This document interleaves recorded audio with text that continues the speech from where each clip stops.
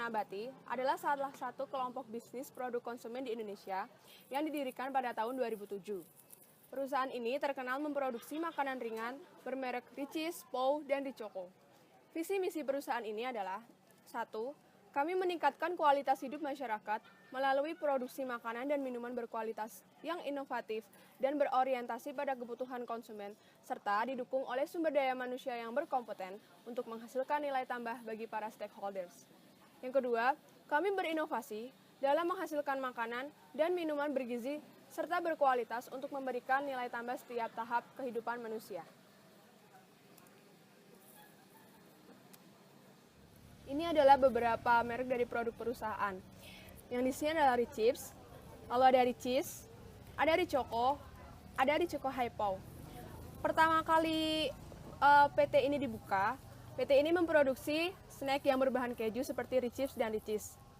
Selang beberapa waktu, produk ini berubah menjadi berbahan dasar coklat. Ada yang coklat keju dan coklat pisang, seperti Ricoco dan Ricoco Hypo. Di sini saya menjelaskan tentang analisis lingkungan makro, analisis politik dan regulasi, fakta fenomena, kenaikan harga minyak dunia yang menyebabkan pemerintah harus menaikkan harga BBM dan mengurangi defisit APBN.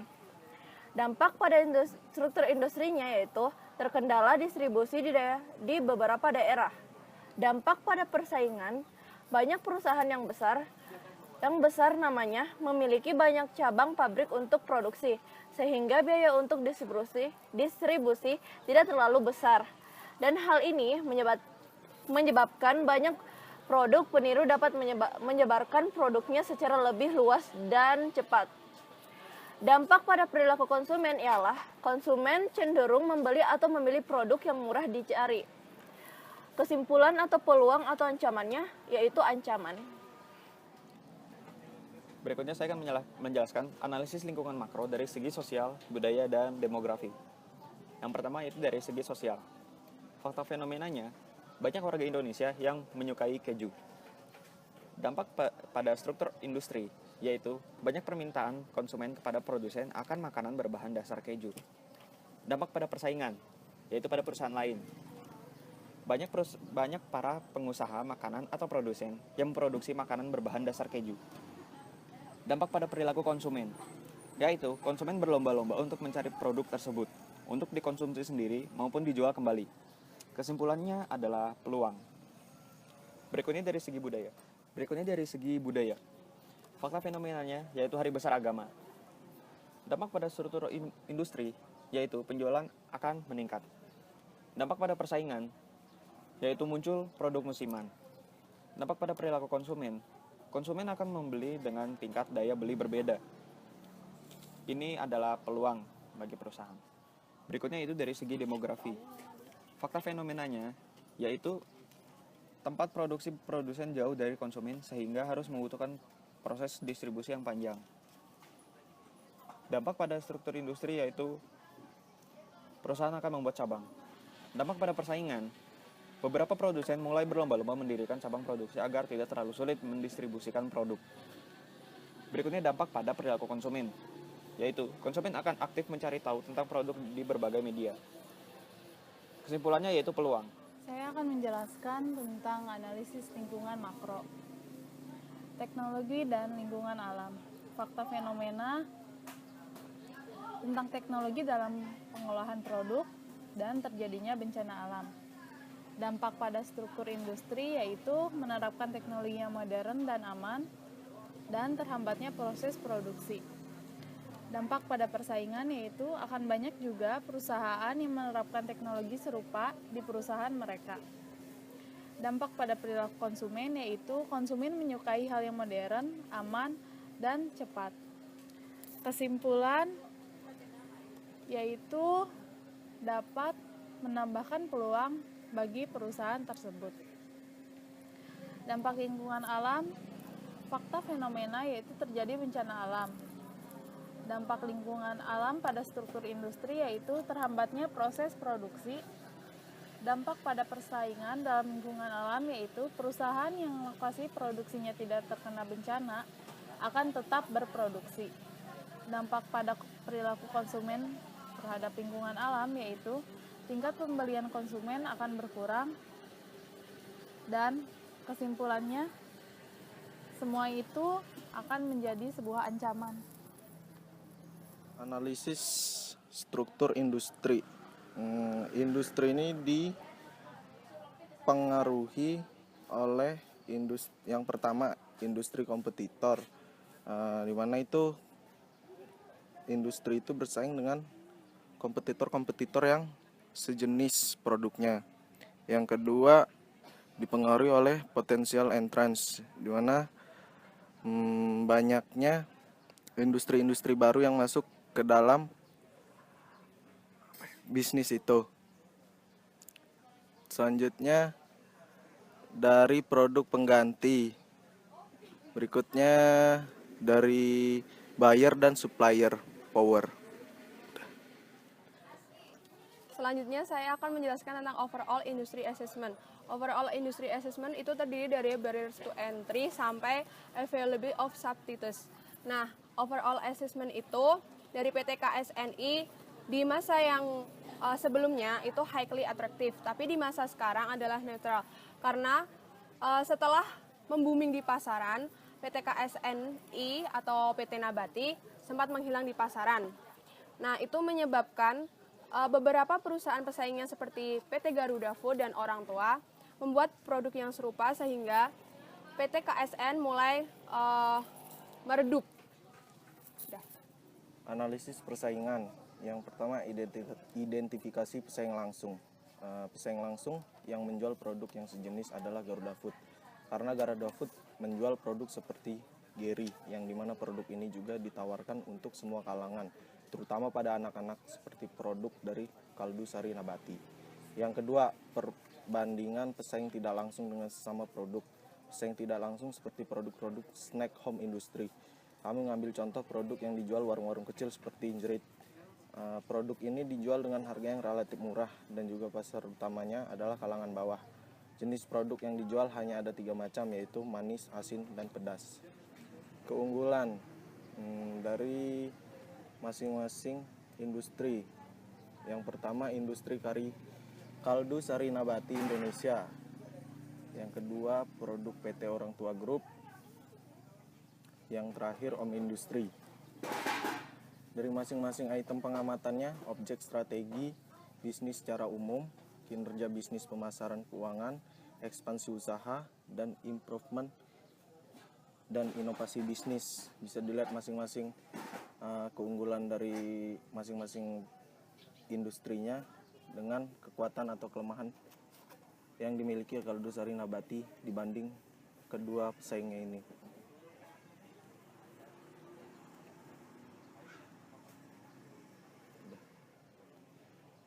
Ini tabel lanjutan dari tabel sebelumnya.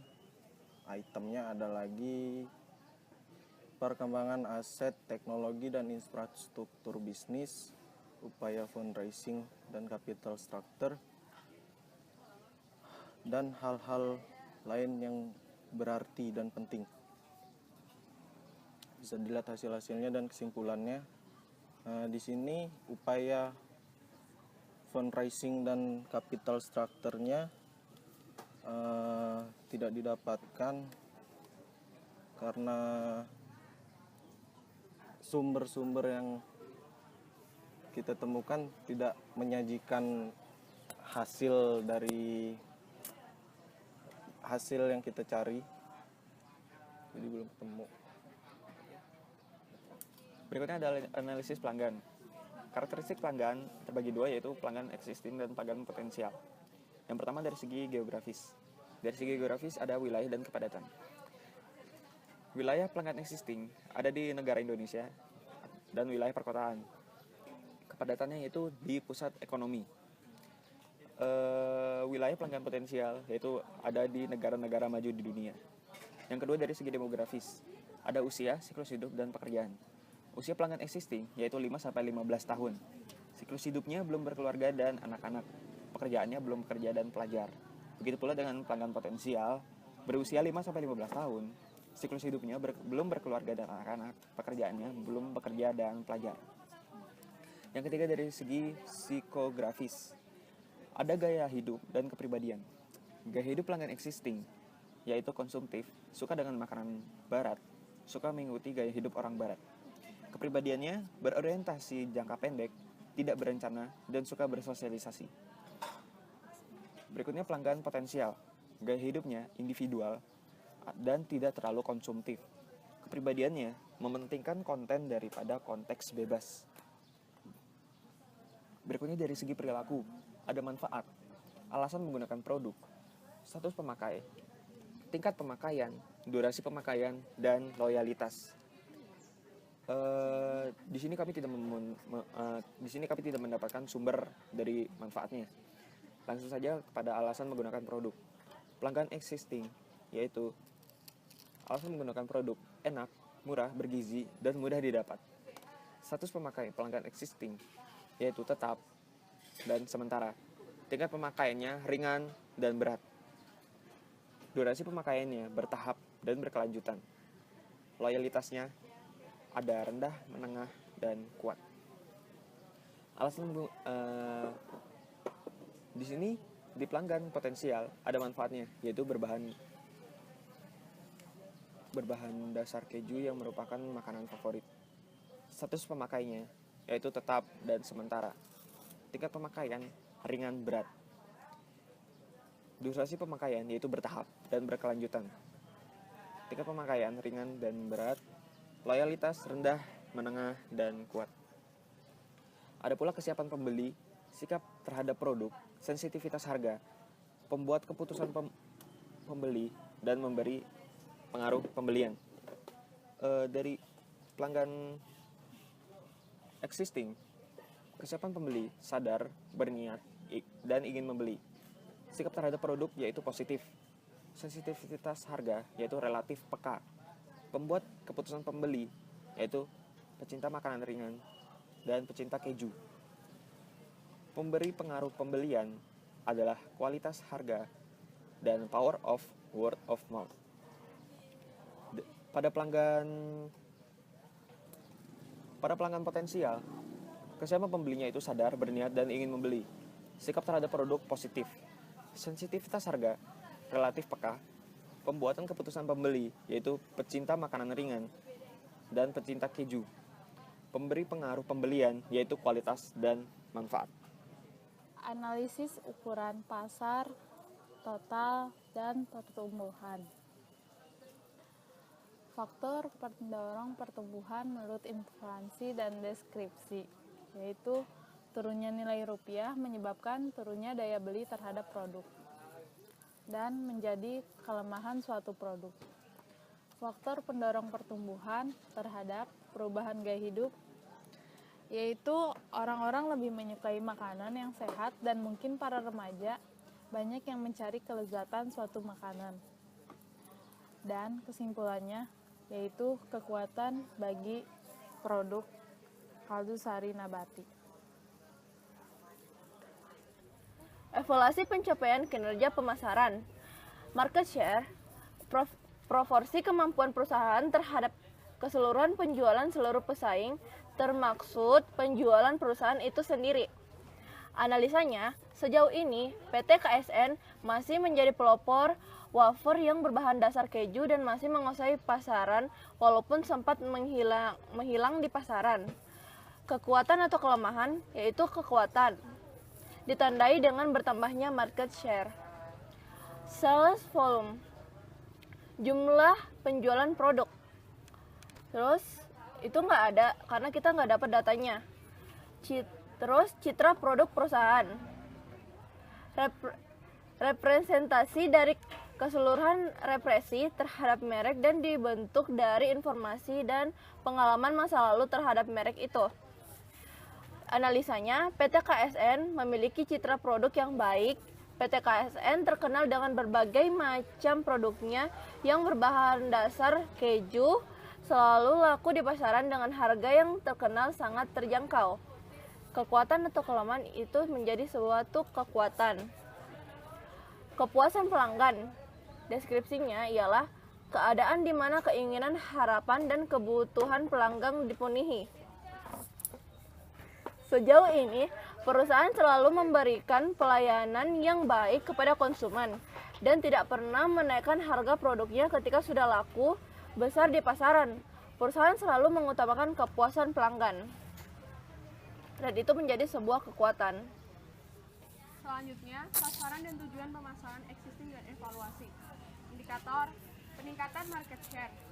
Deskripsi, peningkatan market share. Market share adalah sebuah indikator tentang apa yang dilakukan sebuah perusahaan terhadap kompetitornya dengan dukungan perubahan-perubahan dalam sales. Analisanya, kenaikan omset perusahaan dari 2007 sampai 2009 cukup mengagetkan dengan angka sekitar 400%. Wajar, pada periode ini KSNI masih bermain solo di pasar wafer keju. Namun selanjutnya, pemain lama turut melirik pasar yang sama seperti Orang Tua Group atau OCG dan Garuda Food. Hingga saat ini, pangsa pasar KSNI mencapai 85% di lingkup wafer keju dan setidaknya 30% di pasar wafer tanah air. Peningkatan penjualan. Meningkatnya barang yang diproduksi untuk memenuhi kebutuhan penjualan dan akan mempengaruhi suatu perusahaan. Dari awal muncul produk dari PT KSNI, yaitu produk pertamanya Pau Snack dan wafer nabati. Produk ini pun langsung disukai oleh para konsumen. Apalagi perusahaan ini gencar dalam promosi dan mengeluarkan produk baru. Sebagai pelopor snack keju pertama, PT KSNI dinilai berhasil memuaskan permintaan konsumen. Peningkatan kepuasan pelanggan. Deskripsinya adalah suatu tanggapan perilaku konsumen berupa evaluasi purna beli terhadap suatu barang atau jasa yang dirasakannya dibandingkan dengan harapan konsumen. Dan ketiganya ini termasuk kekuatan dari PT KSNI. Peningkatan image. Deskripsinya adalah kesan psikologis dan gambaran dari berbagai kegiatan suatu perusahaan di mata khalayak publiknya yang berdasarkan pengetahuan, tanggapan, serta pengalaman-pengalaman yang telah diterimanya. Perusahaan ini berhasil memberikan citra atau image yang baik kepada masyarakat dengan memberikan produk yang bermanfaat bagi kesehatan, terutama pertumbuhan anak-anak yang merupakan segmen utama pasar bagi perusahaan. Selain itu, perusahaan ini berani menjual produknya dengan harga yang sangat terjangkau, yaitu hanya Rp500, tanpa ada penaikan atau penurunan setelah produk ini membooming di pasaran. Apalagi produk ini mengutamakan kualitas produknya, dan ini merupakan kekuatan dari PT KSNI.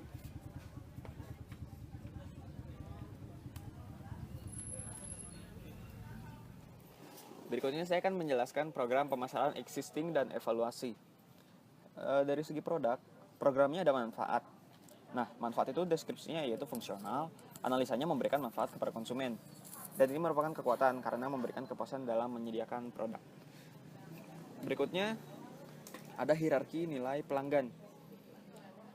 Deskripsinya yaitu ada core benefit, basic product, dan expected product.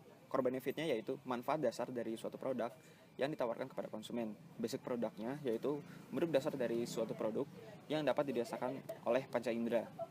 Expected product yaitu serangkaian atribut-atribut produk dan kondisi-kondisi yang diharapkan oleh pembeli pada saat membeli suatu produk. Analisanya yaitu sejauh ini PT Kaldu Sari Nabati sudah memenuhi keinginan pelanggannya dengan mengeluarkan produk yang diinginkan konsumennya. Dan ini merupakan kekuatan karena produk sesuai harapan pelanggan. Berikutnya, program klasifikasi barang konsumen. Deskripsinya yaitu produk yang siap makan dan dapat dinikmati kapan saja. Analisanya yaitu produk dari KSN merupakan produk snack yang berbahan dasar keju yang menjadi pelopor wafer keju di Indonesia. Dan ini merupakan kekuatan juga karena dari segi produsen ini menguntungkan di mana produk ini pasti dibutuhkan para pelanggannya. Berikut program existing product. Analisanya yaitu produk baru yang dulu sudah ada. Analisanya yaitu diciptakan karena produk seperti itu belum ada. Dan ini juga kekuatan karena belum ada produk sejenis. Dan program selanjutnya yaitu merek. Deskripsinya, nama atau simbol yang diasosiasikan dengan produk atau jasa dan menimbulkan arti psikologis atau asosiasi. Analisanya, memang kaldu sari nabati belum terkenal, namun sejak inovasinya yang membuat wafer keju pertama, hanya dalam waktu singkat KSN mendapat nama di masyarakat. Dan ini merupakan kekuatan karena mudah diingat oleh konsumen. Berikutnya dari segi price. Ada penetapan harga. Deskripsinya, proses menentukan apa yang bakal diterima sebuah syarikat sebagai pertukaran untuk produknya. Analisanya, harga satu snack wafernya hanya Rp500, dan ini merupakan kekuatan karena brand bagus dengan harga yang murah. Selanjutnya dari segi place. Programnya yaitu saluran distribusi. Deskripsinya, saluran yang digunakan oleh produsen yang menyalurkan barang tersebut dari produsen sampai ke konsumen atau pemakai industri. Analisanya, KSN memiliki banyak saluran distribusi yang menyebar di seluruh Indonesia. Ini juga kekuatan karena luasnya saluran distribusi. Berikut dari segi promosi, ada promotion mix. Deskripsinya yaitu gabungan dari berbagai jenis promosi yang ada untuk suatu produk yang sama agar hasil dari kegiatan promo yang dilakukan dapat memberikan hasil yang maksimal. Analisanya, KSN melakukan promosi yang gencar dengan memakai berbagai media seperti koran dan iklan di televisi untuk mendapatkan perhatian lebih dari konsumen. Dan ini juga kekuatan. Untuk selanjutnya ada promotion strategi. Strategi promosi adalah rencana untuk penggunaan yang optimal dari elemen-elemen promosi seperti periklanan hubungan masyarakat, penjualan pribadi, dan promosi penjualan. Analisanya yaitu tetap pada harga penjualan awal yaitu Rp500 per snack, tidak menaikkan harga, dan terus membuat iklan yang gencar di berbagai media. Dan ini merupakan kekuatan. Berikutnya ada evaluasi. Secara keseluruhan, produk dari KSN mempunyai strategi pemasaran yang bisa dibilang sederhana dan pada umumnya, yaitu pengadaan iklan dan tidak menaikkan harga jual di pasaran. Walaupun orang tua grup, pesaing KSN sudah ada lebih dahulu, namun penjualan serta citra KSN di mata pelanggan adalah bagus. Analisis SWOT dalam strength dan opportunity. Memperbanyak pembuatan produk untuk memuaskan konsumen. Memperluas market share. Weakness dan opportunity. Memperbanyak ikan kaldu sari nabati yang terdapat banyak produk di Indonesia. Ada threats dan strength. Menganalisis perusahaan pesaing-pesaing agar lebih efektif. Yang kedua ada mempersiapkan kaldu sari nabati untuk bebas di Indonesia. Ada weakness dan threats. Melakukan riset tentang penetapan harga yang kemungkinan banyak calon pembeli mau untuk membeli agar terhindar dari konsumen yang membeli hanya sekali. Yang kedua sama dengan weakness dan threats, yaitu menambah konsumen yang mau berlangganan. Peramalan pasar. Pendiri perusahaan ingin membuat produk yang sukses dalam jangka panjang sekaligus memberi manfaat bagi konsumen, khususnya anak-anak. Industri makanan ringan sangatlah besar, namun jarang muncul produsen memikirkan tentang cemilan sehat. Sebagian dari mereka memproduksi makanan ringan yang hanya enak dan manis, namun melupakan unsur kesehatan. Kutipan ini didapat dari http://swa.co.id. Dari kutipan di atas disimpulkan perusahaan KSN ingin memperkenalkan bahwa produknya adalah makanan ringan yang enak, manis, dan sehat.